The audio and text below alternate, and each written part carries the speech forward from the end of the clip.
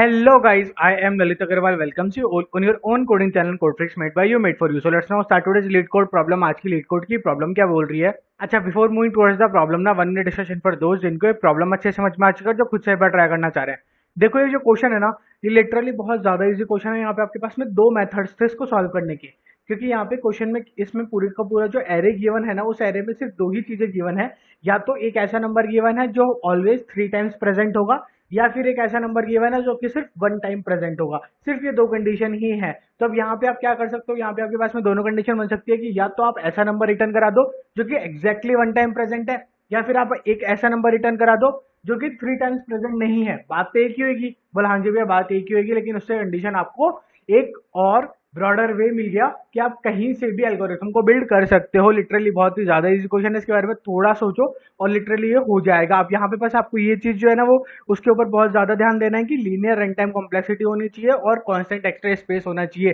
Linear run time complexity का मतलब सिर्फ और सिर्फ इतना होता है कि जैसे अगर अपना जो एरे का साइज है वो पहले 4 था और उसके बाद में 10 हो गया सपोजिंगली, तो यहाँ पे लीनियरली ही आपकी टाइम कॉम्प्लेक्सिटी बढ़े। मतलब सपोज करो जब साइज 4 था और उस पॉइंट ऑफ टाइमिंग पे अगर आपकी 4 सेकंड्स लग रही थी, तो जब आपका साइज 10 होगा उस टाइम पे 10 सेकंड्स ही लगनी चाहिए। ऐसा नहीं होना चाहिए उस टाइम पे 4 लग रही थी और जैसा ही 10 हुआ ये यहाँ पे 400 पहुंच रही। नहीं, इतना कोई वास्ट डिफरेंस नहीं आना चाहिए, एक्सपोनेंशियल नहीं होनी चाहिए।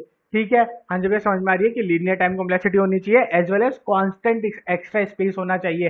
अब कांस्टेंट एक्स्ट्रा स्पेस से क्या मतलब हो गया कि अगर आप मैप का मेथड सोच रहे हो तो मत सोचना, मैप वाले मेथड से मत करना, वहां पे आपकी कांस्टेंट एक्स्ट्रा स्पेस नहीं आ पाएगी कि हाँ भाई हम तो सारे के सारे काउंट करा लेते हैं। वो मत सोचना, काउंट वाला मेथड मत सोचना, ठीक है।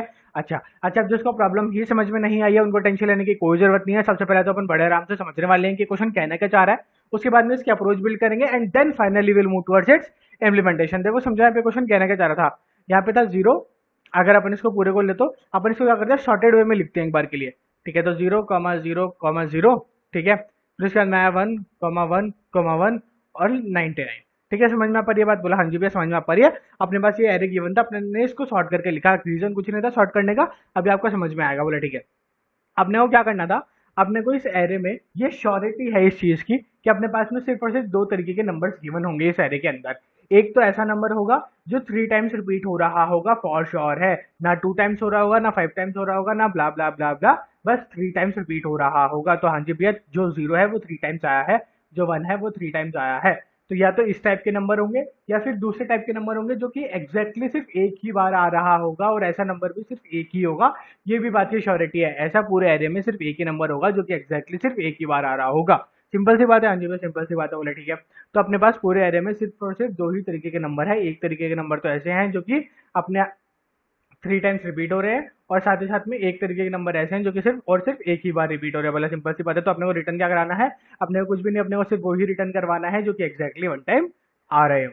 अच्छा, आप देखो ये जो क्वेश्चन है ना, वो बहुत ज्यादा इजी कैसे बन जाता है, क्योंकि जो इसने बातें बोली है वो एग्जैक्टली ट्रू है हर एरे के लिए। यहाँ पे कोई भी एक्सेप्शनल एरे नहीं आएगा। ऐसा इवन ये भी नहीं होगा कि सिर्फ और सिर्फ 3 3 वाले नंबर्स प्रेजेंट है, मतलब ऐसे नंबर्स प्रेजेंट है जो कि रिपीट हो रहे हैं 3 टाइम्स, सिर्फ वही प्रेजेंट है, 1 वाला कोई नंबर ही प्रेजेंट नहीं है, ऐसा भी नहीं होएगा। ये हमेशा कंडीशन ट्रू ही रहेगी कि हमेशा इसमें 2 टाइप्स के नंबर प्रेजेंट है, वो फॉर श्योर है। अब ये कितने भी हो सकते हैं कि 3 टाइम्स जो नंबर रिपीट हो रहे हैं वो कितने भी टाइम्स हो सकते हैं। जैसे यहाँ पे 0 है, एक आ गया, 1 आ गया, या फिर 2 भी आ सकता था जो कि 3 टाइम रिपीट होता, 3 भी आ सकता था जो कि 3 टाइम रिपीट होता, एंड वाइस वर्सा।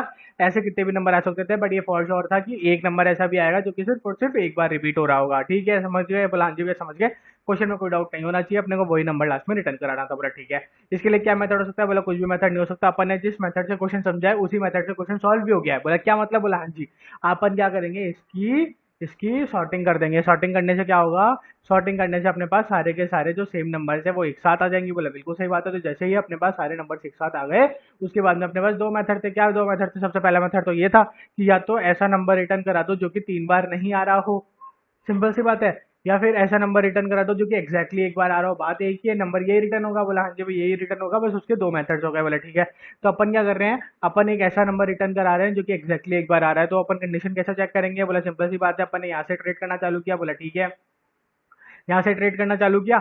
अब एक बार आप इसको थोड़ा सा और बड़ा एरे ले लेते हैं अपन। यहाँ पे काम करते हैं, यहाँ पे 2 2 2 ले लेते हैं।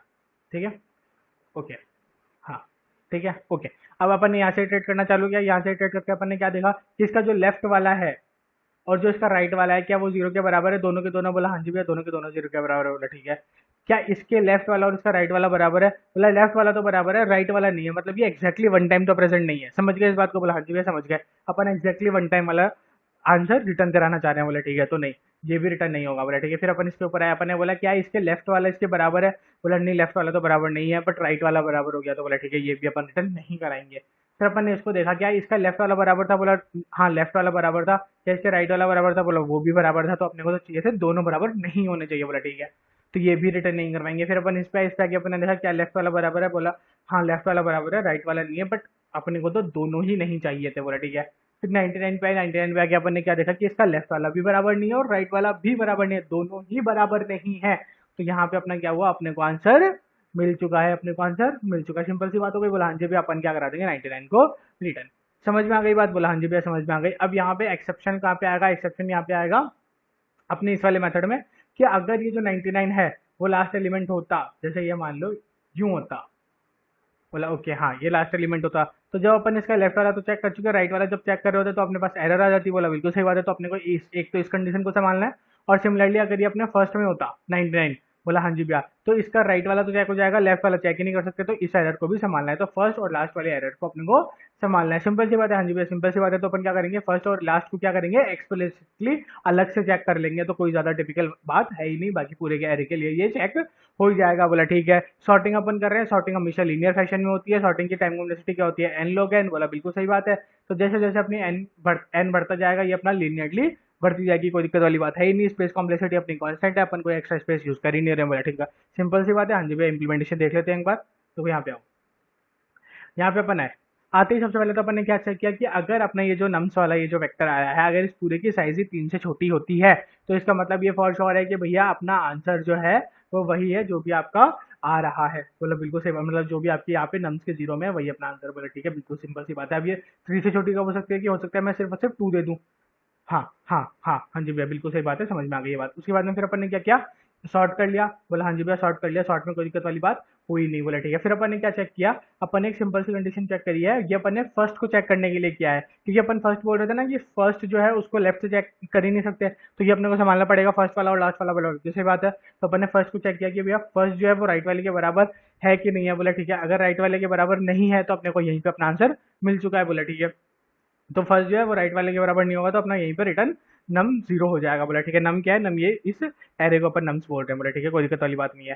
फिर अपन ने क्या किया, फोर का लूप चलाया, फोर का लूप कहाँ से चलाया, बोला i = 1 से चलाया, i = 1 मतलब यहाँ से चलाया, बोला फर्स्ट सी बात है, लेफ्ट वाला अपन चेक कर चुके हैं, कोई दिक्कत वाली बात नहीं है। यहाँ से क्या करेंगे, लेफ्ट वाला और राइट वाला अगर अपने दोनों ही इक्वल नहीं आते हैं, दोनों ही अगर इसके सेम नहीं होते हैं, तो अपन रिटर्न करवाएंगे, बोला ठीक है। तो अपन ने क्या चेक किया इसके अंदर कंडीशन कि अगर ये जो नम्स का आई है ये अगर इसके लेफ्ट वाले से के भी बराबर नहीं है और साथ ही साथ इसमें इसके राइट वाले के भी बराबर नहीं है, दोनों के ही बराबर नहीं है, तो अपन रिटर्न करा देंगे। समझ में आ पा रही है बात, बोला हाँ जी भैया समझ में आ पा रही है। अगर ये दोनों के बराबर नहीं होगा तो, अगर दोनों में से एक के भी बराबर हुआ तो अपन रिटर्न नहीं करवा रहे होंगे, बोला बिल्कुल सही बात है, ठीक है। ये अपन ने पूरा फोर्थ कॉलम चला लिया इसके ऊपर, बोला हाँ जी भैया चला लिया।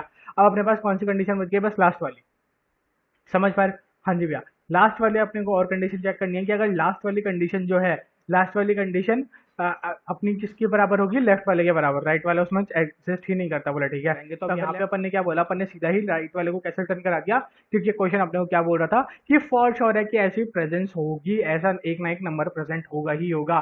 तो अपन ने सबको चेक कर लिया है यहाँ तक के एलिमेंट्स को, ठीक है, यहाँ तक के एलिमेंट्स को सबको चेक कर लिया, अब सिर्फ एक एलिमेंट बचा है और यहाँ तक में कोई भी नहीं था, तो अपन फर्स्ट क्या बोलेंगे कि वही है, तो अपन ने सीधा क्या करा उसको रिटर्न करा दिया। आई होप आपको अच्छे समझ में आ गया होगा, और सबमिट करके अपन देख ही रहे हैं, हाँ सबमिट बड़ा आराम से हो गया, thank you, thanks for watching. अच्छा हाँ, इसकी स्पेस कॉम्प्लेक्सिटी और टाइम कॉम्प्लेक्सिटी की अगर अपन बात करें तो स्पेस कॉम्प्लेक्सिटी कितनी होगी, ऑफ 1, क्योंकि कोई भी अपन एक्स्ट्रा स्पेस यूज कर ही नहीं रहे हैं, बोला बिल्कुल सही बात है। और टाइम कॉम्प्लेक्सिटी कितनी होगी, of n log n, of n log n क्यों होगी, क्योंकि सॉर्टिंग की कितनी होती है n log n, और इसके ऊपर अपन क्या कर रहे हैं, फोर का लूप भी ट्रेड कर रहे हैं करने को, तो of n log n plus n होनी चाहिए थी, लेकिन प्लस n को अपन इग्नोर कर देते हैं, तो अपनी last at the final time complexity क्या बोली जाएगी, ऑफ n log n।